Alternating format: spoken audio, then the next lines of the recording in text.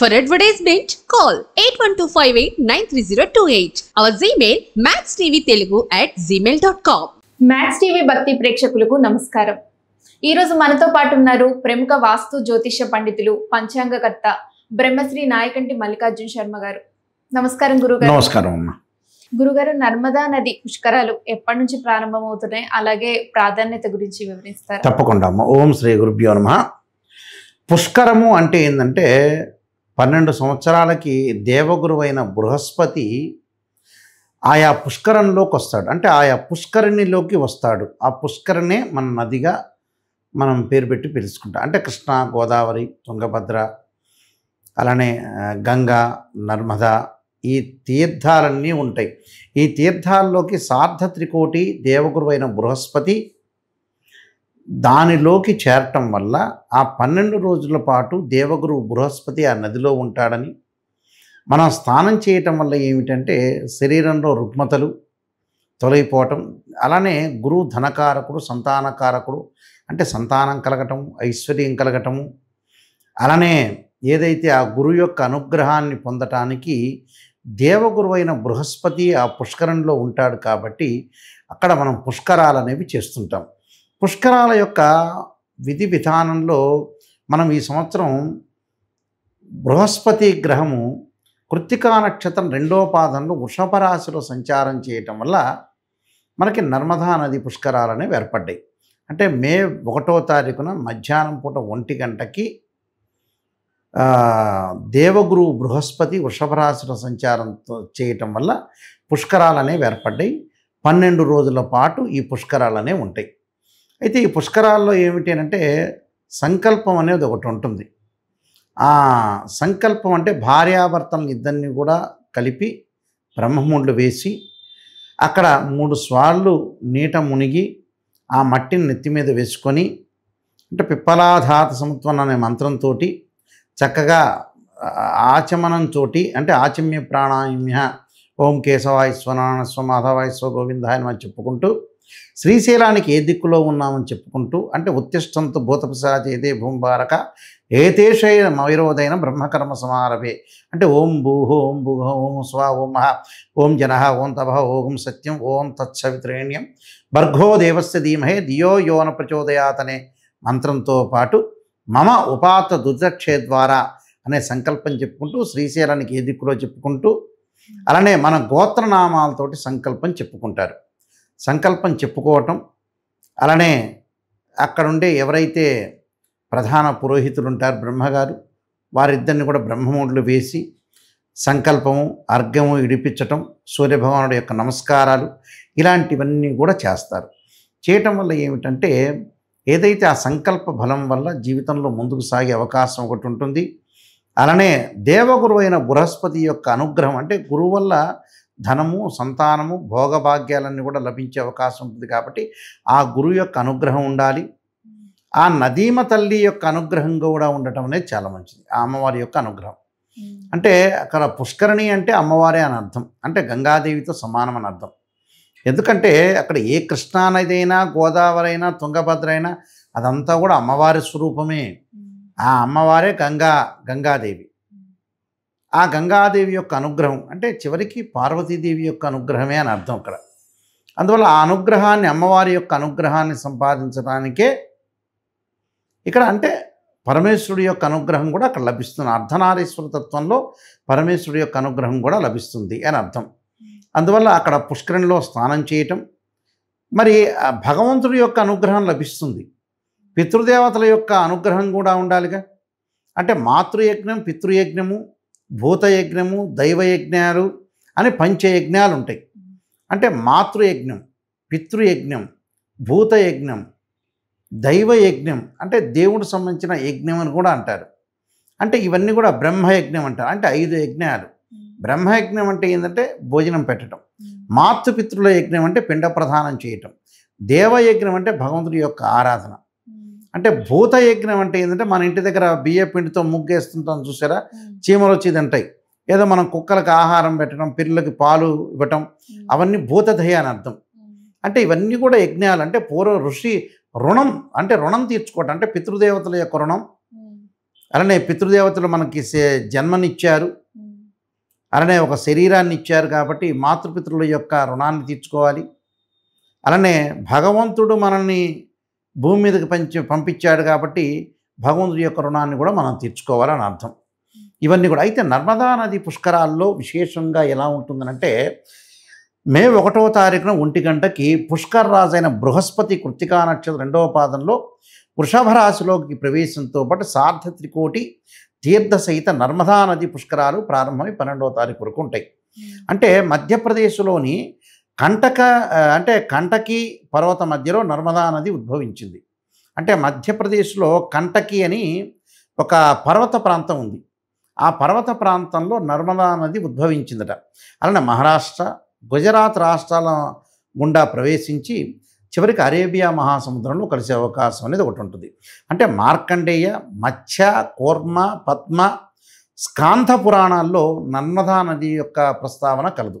అంటే మార్కండేయ పురాణం ఒకటి, స్కాంధ పురాణం ఒకటి, పద్మ పురాణం ఒకటి, మత్స్య కూర్మ పురాణాల్లో కూడా నర్మదా నది గురించి చెప్పారట. ఈ నర్మదా నది అంటే మార్కండేయ పురాణంలో ఏం చెప్పారంటే నర్మదాని శివుడి యొక్క పరమేశ్వరుడి యొక్క శరీరం నుంచి ఉద్భవించిందట. అందుకే అక్కడ ఈ నదికి రుద్రకన్య అనే పేరు ఒకటి, దాని ఇప్పుడు అయోనిజ అనే పేర్లు కలవట. అంటే రుద్రకన్య అనే పేర్లు ఒకటి, అయోనిజ అనే పేర్లు కూడా కలవట. అంటే పరమేశ్వరుడి యొక్క శరీరం నుంచి ఉద్భవించిందే నర్మద. అందువల్ల అక్కడ హరివంశ గ్రంథంలో వచ్చేటప్పటికల్లా ఇక్కడ చంద్రుని యొక్క కుమార్తెగా నర్మదను వర్ణించారు ఇక్కడ. అయితే ఇక్కడ మధ్యప్రదేశ్లో ఓంకారేశ్వరం, అలానే బేధా ఘాట్లో స్నానాలు చేయటం ఒకటి, అలానే పుణ్యక్షేత్రాలు అంటే 12 జ్యోతిర్లింగంలో 5వ క్షేత్రం ఓంకారేశ్వరం. అది ఇండోర్ నుంచి 77 కిలోమీటర్ల దూరంలో ఉంది. ఓంకారేశ్వరంకి అంతా బస్సులో ట్రైన్లలో అంతా వెళ్తుంటారు. 15 కిలోమీటర్ల దూరంలో మధ్యప్రదేశ్లో జబల్పూరు, బేధా ఘాట్లకు కూడా వెళ్ళొచ్చు. అయితే ఇదంతా కూడా పితృదేవతల యొక్క అనుగ్రహానికి పిండ ప్రదానాలు చేస్తారు, దేవతలను అర్చనలు చేయాలి, పితృకర్మలు చేయాలి, తర్పణాలు, పిండ ప్రదానాలు కూడా చేయాలి. ఎందుకు ఇవన్నీ కూడా చేయటం వల్ల ఏంటంటే మాతృపితృల యొక్క అనుగ్రహాన్ని సంపాదించాలి. అంటే చాలామందికి డౌట్ ఏంటంటే చనిపోయిన వాళ్ళండి వాళ్ళకి పిండ ప్రదానాలు చేస్తుంటారు, వాళ్ళు ఎక్కడో ఏదో జన్మ ఎత్తింటారు కదా, వాళ్ళకి అవసరమా అనే వాళ్ళు కూడా చాలామంది ఉంటారు. ఏదైతే వాళ్ళు మరుజన్మ ఎత్తిన తర్వాత కూడా మనం ఏదైతే చేస్తామో ఆ పుణ్య ఫలితం వాళ్ళకు కావలసిన రూపంలో వాళ్ళకు అందుతుంటుంది. వాళ్ళకి ఏదైతే కావలసిన రూపంలో మనం పిండ ప్రదానం చేస్తాం దాని యొక్క పుణ్య ఫలితం అనేది పోదు ఎక్కడికి కూడా. వాళ్ళకి ఏదన్నా అవసరం ఉందనుకోండి, ఆ అవసర రూపంలో వాళ్ళకి ఆ అవసరానికి అందే రూపంలో వస్తుంది. అంటే ఉదాహరణకి ఇక్కడ మనం ఒక అబ్బాయికి మన ఇండియన్ కరెన్సీలో డబ్బులు వేస్తాం, వేసిన తర్వాత అవి డాలర్ల రూపంలో అక్కడ అమెరికాలో మార్చుకుంటారు. అలానే ఒక మనిషి జీవుడు చనిపోయిన తర్వాత ఆత్మ శాశ్వతం. అంటే ఇక్కడ శరీరం అనేది పోతుంది కానీ చినిగిన వస్త్రం లాంటిది భగవద్గీతలో చెప్పినట్టుగా. ఈ ఆత్మ లేని భగవంతుడి దగ్గరికి వెళ్ళి మళ్ళీ ఆ కర్మ ఫలితాన్నంతా కూడా అనుభవించిన తర్వాత మళ్ళీ మానవుడిగానో రకరకాల జన్మలు ఎత్తుతారు. అంటే జంతు జన్మలు వాళ్ళ కర్మ ఫలితాన్ని బట్టి మనం ఏదైతే పిండ ప్రదానం చేస్తామో ఆ పిండ ప్రదానం యొక్క ఫలితం అనేది వాళ్ళకి ఏదైనా కావాల్సిన రూపంలో, వాళ్ళకి అవసరమైన రూపంలో వాళ్ళకి మనం సహాయం చేసినట్టు, అందినట్టు, అంటే వాళ్ళ యొక్క దయ కలుగుతున్నట్టు అర్థం. అందువల్ల శాస్త్రాల్లో విపరీతంగా చెప్పారు దాని గురించి. దానిలో మన శ్లోకాల రూపంగా వెళ్తే క్రతుభిస్తాని యజ్ఞాని పితృణాం దత్తమక్షయం అంటారు. అంటే క్రతుభిస్తాని యజ్ఞాని పితృణాం దత్తమక్షయం అంటారు. అంటే ఏదైనా సరే ఒక యజ్ఞం లాంటిదిగా మనం పితృదేవతలకి పిండ ప్రదానం చేయాలి, దానివల్ల మనకు మంచి జరుగుతుంది. ఆయు ప్రజా అంటే ఆయు ప్రజాం ధనం విద్యాం స్వర్గ మోక్షం సుఖానిచ అంటారు. అంటే ఏదైతే పితృదేవతలకి మనం పిండ ప్రదానాలు చేస్తామో ఆయు కలుగుతుందట, అంటే మనకు ఆయుష్ కలుగుతుంది. ప్రజాం ధనం అంటే ధనం కలుగుతుంది, విద్యాం అంటే విద్య కలుగుతుంది, స్వర్గ మోక్షం సుఖానిచ అంటే నరకలోకానికి వెళ్లకుండా స్వర్గంలోకి వెళ్ళటం, మనకు మోక్షము సుఖము కలిగే అవకాశం అనేది ఉంటుంది. అలానే పితృణాం అక్షయ పుణ్యలోక ఫల వ్యాప్యర్థం అంటారు.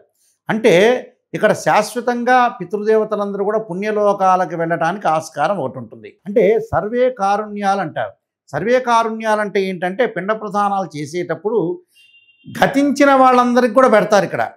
అంటే పితృపితామహ ప్రపితామహ అనే కాకుండా తండ్రికి తాతకి ముత్తాతకే కాకుండా ఇక్కడ చనిపోయిన వాళ్ళకి వాళ్ళ వంశంలో ఉండే గతించిన వాళ్ళందరికీ కూడా పిండ ప్రదానాలు చేస్తారు. అదే సర్వే కారుణ్యాలు అంటారు. దీనిలో ఆమశ్రాద్ధాలని అలానే ఏదైతే ఆమశ్రాద్ధం చేస్తారు అలానే అన్నశ్రాద్ధం చేస్తారు. అంటే దీనిలో పిండ ప్రధానాల్లో రకరకాలుగా ఉంటాయి. ఈ పిండ ప్రధానాలు అందరికీ కూడా చేస్తారు. అంటే ఆబ్ధిక ప్రయోగంతో ఆబ్ధికం పెట్టిస్తారు. అంటే శ్రాద్ధం అంటే శ్రద్ధతో చేసేదాన్ని శ్రాద్ధం అంటారు. అంటే మనకు కలుగుతుంటుంది. ఇవన్నీ కలగటం వల్ల ఏమవుతుంది? ఆయు ప్రజాం ధనం అంటారు, విద్యాం స్వర్గం మోక్షం సుఖానిచ్చి అంటారు. ఇవన్నీ కూడా కలుగుతాయి. అంటే పితృదేవతలందరూ కూడా మనకి పుణ్యలోకాల్లోకి వెళ్ళి వాళ్ళు మనకు అక్షయాన్ని ఇస్తారు అని అర్థం. అంటే మంచి ఫలితాన్ని ఇస్తారు. వాళ్ళ యొక్క అనుగ్రహం ఉండటం వల్ల కూడా మనకి మంచి జరుగుతుంది. అంటే పితృదేవతలందరూ కూడా ఎదురు చూస్తుంటారట ఆ సమయంలో ఏం చేస్తున్నారని. అందువల్ల ఇవన్నీ కూడా మనం గయలో శ్రాద్ధం పెట్టిన వాళ్ళు కూడా పుష్కరంలో పెట్టాల్సిందే. చాలామంది కూడా గయలో శ్రాద్ధం పెట్టిన తర్వాత మేము పుష్కరాల్లో పెట్టమండి అనేవాళ్ళు కూడా చాలా తప్పది. అంటే మనకి శరీరం సహకరించలేకని స్థితిలో ఒక సంవత్సరం పెట్టినా పెట్టకపోయినా గయలో పెట్టిన శ్రాద్ధం అనేది కొంతవరకు పనికొస్తుందనే కానీ గయలో పెట్టిన తర్వాత ఇంకా పెట్టకూడదు, తల్లిదండ్రులకి పెట్టకూడదు అనేది తప్పది. అందువల్ల ఇవన్నీ కూడా ఈ ఏదైతే పిండ ప్రధానాలు అనేవి చేయటం ఒకటి, అలానే పిండ ప్రధానము తర్పణం అన్నశ్రాద్ధము అలానే ఆమశ్రాద్ధం పెడతారు. సర్వే కారుణ్యం అంటే పితృపితామహ ప్రపితామహ గతించిన వాళ్ళందరూ కూడా మాతృ అలానే పితామహి ప్రపితామహి అలానే మాతామహి అంటే చుట్టాలకి బంధువులకి గురువులకి అందరికి తెలిసి తెలియని వాళ్ళందరికీ కూడా సర్వే కారుణ్యాలు అంటారు. అందరికి కూడా పిండ ప్రధానం అనేది పెడతారు ఇక్కడ. ఇలాగా నువ్వులు దర్భతోటి పిండ ప్రధానాలు అలానే అపసవ్యంతో నువ్వులు దర్భ నీళ్లు వదులుతారు. అలానే ఇక్కడ అపసవ్యంతో ఈ నువ్వులు దర్భ నీళ్లు వదులుతారు. సవ్యంతో వచ్చేటప్పటికల్లా నీళ్లు బియ్యము వదులుతారు. అలా పిండ ప్రధానాలు అంటే అయోధ్య మధుర మాయా కాశీ కాంచి అవంతి కాపురి అని సప్తపురి మోక్షదాయకని చెప్తారు మంత్రం ప్రకారంగా. ఇలాగా ఏదైతే పిండ ప్రధానాలు ప్రతి వాళ్ళకు కూడా చిన్న చిన్న పిండాలు నిమ్మకాయ అంత సైజు పిండాలు తయారు చేసి అందరికీ కూడా పిండ ప్రదానం చేస్తారు ఇక్కడ. ఆ పిండాలన్నీ కూడా ఓ బ్రాహ్మణ చేత ఆ బ్రహ్మగారి చేత చేపించి మళ్ళీ నదిలో వదులుతారు. ఇవన్నీ కూడా ఏంటంటే గతించిన వాళ్ళందరికీ కూడా అనుగ్రహాన్ని సంపాదించడానికి మనం పుష్కరాల్లో సంకల్పము, గంగాదేవికి పూజ, పసుపు కుంకుమతో పూజ, బయటకు వచ్చిన తర్వాత పిండ ప్రధానాలు అంటే తిరతర్పణాలు అంటారు. అంటే తర్పణం చేయటం, పిండ ప్రధానాలు పెట్టడం వల్ల వాళ్ళ యొక్క అనుగ్రహం లభిస్తుందని అన్ని రకాల వాళ్ళు అందరూ కూడా పిండ ప్రధానాలు చేయటం వల్ల వాళ్ళకి పూర్వజన్మలో ఉండే కర్మ ఫలితం అంతా కూడా తొలగిపోతుందని శాస్త్రంలో చెప్పబడి. దీనిలో మళ్ళీ దానం చేస్తారు బ్రాహ్మడికి. అంటే గో దానము, గోదానము, హిరణ్య ధ్యానము, రౌప్య దానము, అలానే క్షత్రదానము అంటే గొడుగు, అలానే పాదుకలు, ఇలాంటి దానాలన్నీ కూడా రౌప్య దానంతో బంగార దానం, వస్త్రదానం చేస్తారు. అంటే వస్త్రదానం చేస్తారు, గోదానం చేస్తారు, భూదానం చేస్తారు. వాళ్ళ శక్తి కొలది వాళ్ళు దానం అనేది చేసుకోవచ్చు. శక్తి మించి దానం ఎవరు చేయలేరు కదా. వాళ్ళ శక్తిని బట్టి వాళ్ళ దానం అనేది చేసుకుని పితృదేవతల యొక్క అనుగ్రహం లభిస్తే సంతానం కలుగుతుంది, ఐశ్వర్యం కలుగుతుంది, సకల సంపదలు కలుగుతాయి. అన్ని వాళ్ళ యొక్క అనుగ్రహం వల్ల వీళ్ళకి సుఖశాంతులతో వంశాభివృద్ధి కూడా కలిగే అవకాశం ఉంటుంది. కాబట్టి పుష్కరాల్లో స్నానం చేయాలి, సంకల్పం చెప్పించుకోవాలి. పిండ ప్రదానం చేయటం వల్ల కూడా చాలా మంచి జరిగే అవకాశం ఉంది. అంటే ప్రతి పుష్కరం కూడా 12 సంవత్సరాలకు ఒక్కొక్క పుష్కరం ఒక్కొక్క నదికి వస్తూ ఉంటుంది. అందువల్ల ఈ సంవత్సరం వృషభ రాశిలో దేవగురు బృహస్పతి ఉండటం వల్ల నర్మదా నది పుష్కరాలన్నీ వచ్చినాయి. కాబట్టి అందరూ కూడా ప్రశాంతంగా ఈ పుష్కరాల్లో పాల్గొని ఓంకారేశ్వరాన్ని దర్శించవచ్చు. అంటే ద్వాదశ జ్యోతిర్లింగాలు ఒకటి అక్కడ నర్మదా నదీ తీరం అనేది ఒకటి ఉంటుంది. కాబట్టి అక్కడ ఓంకార క్షేత్రానికి వెళ్ళొచ్చు. చక్కగా పూజలు పునస్కారాలు చేసి భగవంతుడి యొక్క ఆశీస్సులు, పరమేశ్వరుడు యొక్క ఆశీస్సులు అందరికీ కూడా లభించాలని మనం ఆశిద్దామమ్మా. ధన్యవాదాలు గురుగారు. నమస్కారం.